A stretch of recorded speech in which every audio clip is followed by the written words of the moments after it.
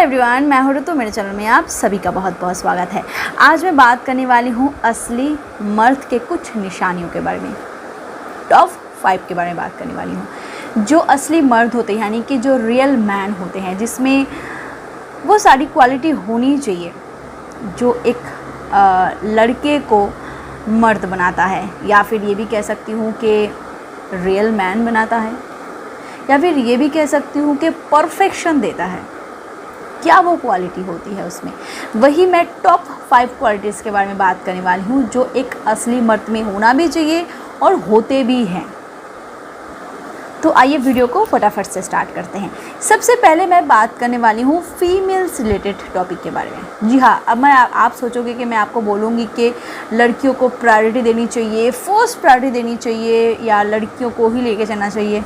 नहीं, यहीं पे आप गलत हो, क्योंकि मैं आपको बोलने वाली हूँ कि कोई मर्द के लिए फर्स्ट प्रायोरिटी कभी एक लड़की नहीं होनी चाहिए।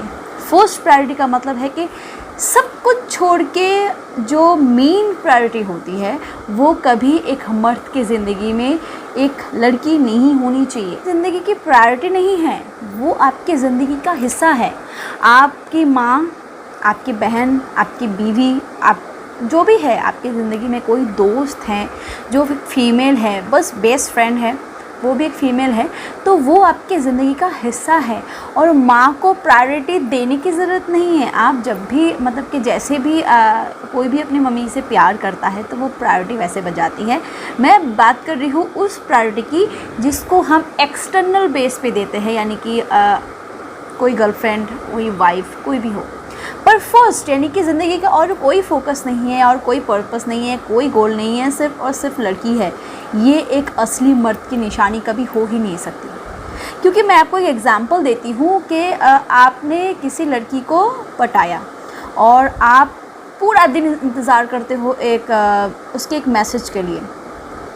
उसके साथ आपकी दोस्ती हुई, दोस्ती प्यार में बदली, प्यार फिर बढ़ता गया। अब क्या हो रहा है कि वो तो अपने काम में बिज़ी है, उसका अपना एवरीडे का जो शेड्यूल है वो अपने आप को कंटिन्यू रख रही है उसमें।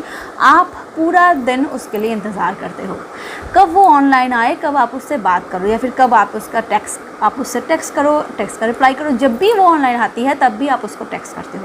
पहले ये बातें हर लड़की को पसंद आती है, पर धीरे उसके पास आपकी प्रायोरिटी जो है वो कम हो जाती है। आप मतलब कि वो समझ जाती है कि आपकी ज़िंदगी में वो बहुत एक इम्पॉर्टेंट रोल प्ले करती है, और वो धीरे आपको वैल्यू देना बंद कर देती है। ऑपोजिट सेक्स की तरफ अट्रैक्ट होना, उस अट्रैक्शन का बढ़ना बहुत कॉमन है, नॉर्मल भी है, और इससे हम भाग नहीं सकते, इसे हम इग्नोर नहीं कर सकते। हम ह्यूमन बीइंग है और ये हमारा नेचर है। पर एक बात क्या है कि जब आप ना हद से ज़्यादा किसी को प्रायोरिटी दे देते हो अपनी ज़िंदगी में, तो एक चीज़ क्या हो जाती है कि फिर वो रिश्ता मतलब टिकता नहीं, क्योंकि आप में वो दम नहीं रहती, वो सोचती है। क्योंकि जितना भी आप कुछ कर लो, अगर किसी मर्द के पास पैसा ना हो, पावर ना हो, अचीवमेंट ना हो, अगर किसी मर्द के पास अगर स्टेटस ना हो, स्टेटस की बात तो फिर भी छोड़ दो, लोग स्टेटस को पैसों पे तोलते हैं, पर मैं वो बात नहीं कर रही हूँ। अपनी एक पोजीशन ना हो, तो फिर उस लड़के को एक लड़की क्या कोई भी मतलब कि इम्पोर्टेंस नहीं देती। तो मेरा सिर्फ मेरा ऐसा मानना है कि जो रियल मर्द होते हैं वो इस चीज़ को डेफिनेटली फॉलो करते हैं। अपनी ज़िंदगी में सही जगह पे सही पॉइंट का इस्तेमाल करते हैं। जब करियर बनाना होता है तब वही करते हैं, जब ज़िंदगी में सेटल होता है तब वही करते हैं। उनकी ज़िंदगी में सारी चीज़ें प्रायोरिटी होती है, फैमिली होता है, करियर होता है, मतलब कि सब, बच्चे, फैमिली, बीवी, माँ बाप, सब। ऐसा कोई नहीं होता जिसके लिए वो सबको छोड़ दें। वही एक असली मर्द की सबसे पहली निशानी होती है। पॉइंट नंबर 2 वो है डर से आगे बढ़ना, डर को जीत लेना। एक कहावत है ना, वो ड्यू का ऐड है कि डर के आगे जीत है। एक्चुअली डर के आगे जीत है। डर एक आग जैसा है। अगर आप उसको ठीक से इस्तेमाल करते हो, अगर उसको ठीक से मतलब कि अगर आप जान पाते हो कि आप किस चीज़ से डर। बहुत लोग ऐसे हैं जो बहुत ज़्यादा डरते हैं, मतलब कि डर मतलब ऐसा है कि सोसाइटी का डर, मैं ये करने जाऊंगा तो लोग क्या सोचेंगे, मैं ये करने जाऊँगा तो दोस्त क्या सोचेंगे, मैं ये करने जाऊँगा तो फैमिली क्या सोचेंगे।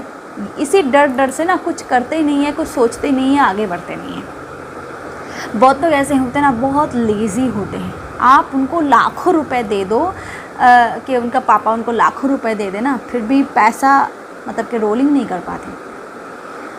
10 रुपये से बहुत लोग 10 रुपये से शुरुआत करते हैं, लाखों तक पहुंच जाते हैं। आप उनको लाखों दे दो, वो 10 रुपये में आ जाएंगे। तो ऐसे जो पर्सनालिटी के लोग होते हैं ना, उनको हम कभी उस लिस्ट में डाल ही नहीं सकते। जो असली मर्द होता है ना, वो अपने डर को समझता है कि मुझे किस चीज़ से डर है, और वो उस चीज़ को अचीव करने के बारे में सोचता है। क्योंकि मैंने कहा, डर एक आग की तरह है। आप उसमें खाना बना सकते हो, आप उसमें खाना गर्म कर सकते हो, आप खाना जला भी सकते हो। यानी कि आप अपने डर से अपनी ज़िंदगी को बर्बाद कर सकते हो, या फिर उसी डर से आगे बढ़ के आप ज़िंदगी में कुछ कर सकते हो। तो जो असली मर्द होते हैं ना, डर सबको लगता है, मुझे भूत से बहुत डर लगता है, पर ऐसा नहीं है कि मैं अंधेरे में नहीं जाती। कि बहुत लोग ऐसे हैं जिनको किसी ना किसी चीज़ से डर लगता ही है। बहुत लोग शाय होते हैं, बहुत ज़्यादा शाय होते हैं, पर शाय होना गलत नहीं, पर उसको अपने ऊपर हावी होने देना बहुत गलत है।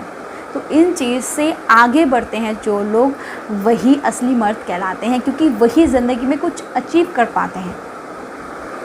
मैं नहीं कह रही हूँ कि अगर मुझे कोई सवाल पूछे ना कि मैम शाय होना गलत है, मैम डरना गलत है, शाय होना गलत नहीं, डरना गलत नहीं, पर उसको अपनी ज़िंदगी में हावी हो के आप शाय हो, इसीलिए आप कोई ऐसा फील्ड में जॉब नहीं कर रहे हो जहाँ पे आपको आपकी जो शर्मीलापन है उसको हटाना पड़ेगा। क्योंकि मार्केटिंग जो फील्ड है वहाँ पे शर्मीला होनी, अगर आप शर्मीले हो ना, तो फिर आपकी नहीं चलेगी, बिल्कुल नहीं चलेगी, आपको हटा दिया जाएगा सबसे पहली बात। क्योंकि प्रेजेंटेशन देना हो या फिर जो ओपन मार्केटिंग जॉब है, जो फील्ड की जॉब है, वहाँ पे शाइनेस की कोई जगह नहीं।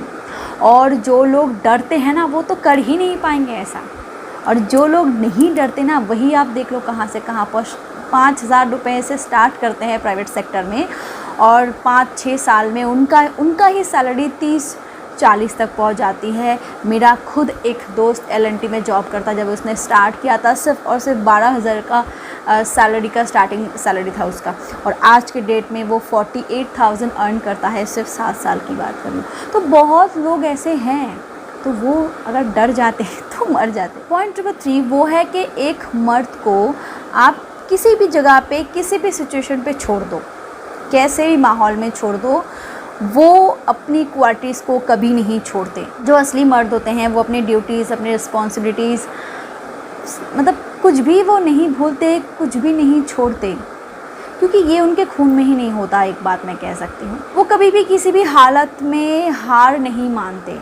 सनडाउन तो हर एक की ज़िंदगी में होता है। बहुत बिजनेसमैन ऐसे होते हैं जो कहाँ थे और बिज़नेस ग्रो अप नहीं हुआ और बिज़नेस एकदम गिर गया, फिर से शुरुआत करते हैं। यही तो असली मर्द की निशानी होती है। क्योंकि आज भी हमारी इंडिया में मैक्सिमम फीमेल्स जो है वो डिपेंड है किस पे, एक मर्द पे, चाहे बाप हो, चाहे हस्बैंड हो, चाहे भाई हो, कोई भी हो, उस पर डिपेंड होता है। तो अगर मर्द ही इस रिस्पॉन्सिबिलिटीज़ को ना ले, अगर वो भी मतलब कि हर चीज़ को इग्नोर करे, अपनी ड्यूटीज़ को ठीक से ना समझे, तो फिर फैमिलीज़ कहाँ जाएंगी। और इसी वजह से ना, शायद इसी प्रेशर की वजह से भी जो असली मर्द होते हैं ना, वो इन सारी चीज़ों से भाग नहीं पाते, और कहीं ना वो इसके साथ घुल जाते हैं और वो इसको अपनी फ़र्स्ट प्रायोरिटी मानते हैं। मैं एक एग्ज़ाम्पल देती हूँ, हम सब उसके बारे में जानते हैं, और वो है गांधी जी। हम सभी जानते हैं कि गांधी जी लड़ाकू थे। उन्होंने इंडिपेंडेंसी के लिए कितना लड़ा था उन्होंने। पर आप उनकी असली ज़िंदगी जानते हो? जब उन्होंने वो टीनेज एज में थे ना, तो बहुत शर्मीले थे, बात तक ठीक से नहीं कर पाते थे।